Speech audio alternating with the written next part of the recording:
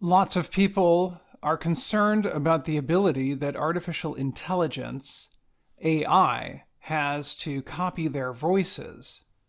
When AI is used to make false recordings of things that a person never said, it is called a deepfake. However, more and more stories are coming out about how AI is helping people who can no longer speak regain a version of their voice. For example, country music singer Randy Travis recently released his first new song in over 10 years with the help of AI technology. Travis suffered a stroke and can no longer sing. The technology is also able to help people like 21-year-old Lexi Bogan from the eastern state of Rhode Island. Bogan used to love singing along with songs by her favorite musicians like Taylor Swift and Zach Bryan. She was a singer in her school music group as a teenager. If she was spending time with friends, she would be the loudest during a discussion about politics over a large fire in the backyard. But a surprise diagnosis changed all that. Last August, doctors removed a tumor from the back of her brain. The surgery was a success, but after doctors removed a tube used to help her breathe during the operation, Bogan had trouble speaking.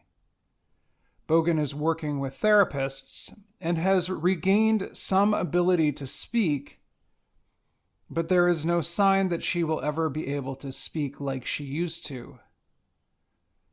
Last month, Bogan got her voice back in a way.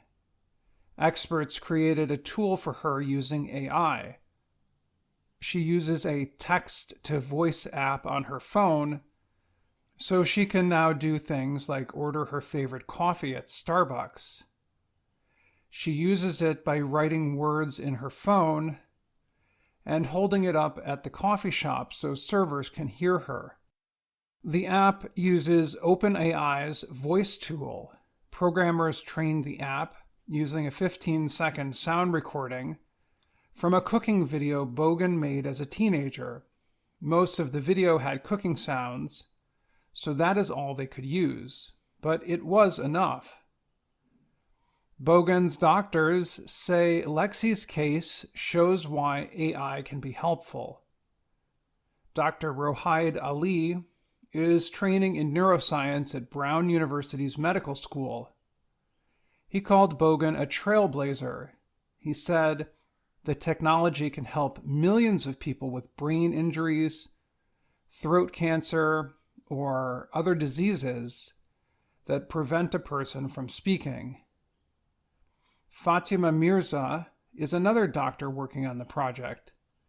She said, "There is a risk that AI technology can be used by bad people, but we can't forget about the patient and the social good." She said the technology permits Bogan to have something close to her true voice. The doctors had already worked with OpenAI on an earlier project.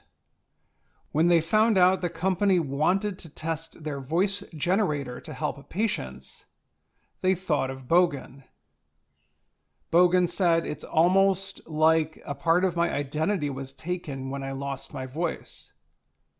She said she was starting to forget what her real voice sounded like before she started using the app. The app makes mistakes, but people who know Bogan do not seem worried. They are just happy to hear Lexi's voice. "I get so emotional every time I hear her voice," said her mother Pamela with tears in her eyes. Bogan said, "It helped boost my confidence to somewhat where it was before all this happened." She said she uses the app about 40 times per day. The doctors are working with other patients to gather voice samples, and they hope to bring the app to other hospitals around the world. But right now, the app called Voice Engine is not publicly available. Other AI companies, however, are making their voice cloning services available to entertainment companies or other organizations. Jeff Harris is OpenAI's project leader for Voice Engine. He said the company is very limited in who we're giving the technology to, because they want to be sure everyone whose voice is being used has given permission.